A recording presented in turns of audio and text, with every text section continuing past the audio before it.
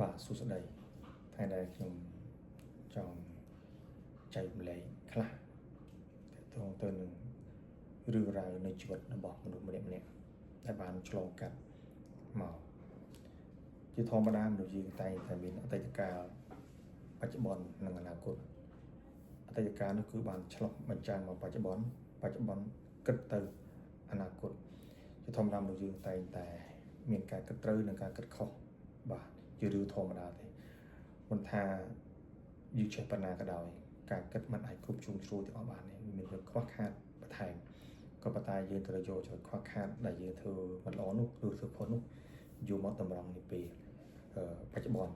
ហើយយើងទុកទៅជាអនាគតសម្រាប់ចុងក្រងទៅឲ្យអ្នកជំនាន់ក្រោយរបស់យើងដូចតួយ៉ាងខ្ញុំមិនមែនជាអ្នកដែលធ្វើកិច្ចការមួយដែល perfect ទេល្អទាំងអស់គឺអត់ទេបាទគឺមានចំណុចខ្វះខាតបំពេញបន្ថែមត្រូវការ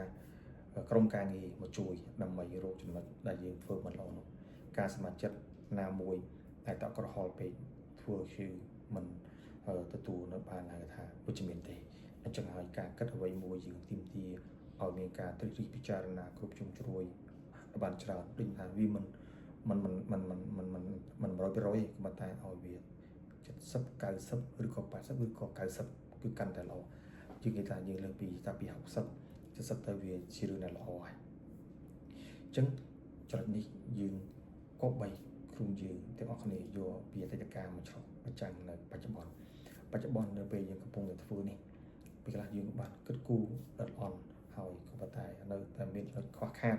អញ្ចឹងហើយទីមិនក្រុមការងារបន្ថែមទៀត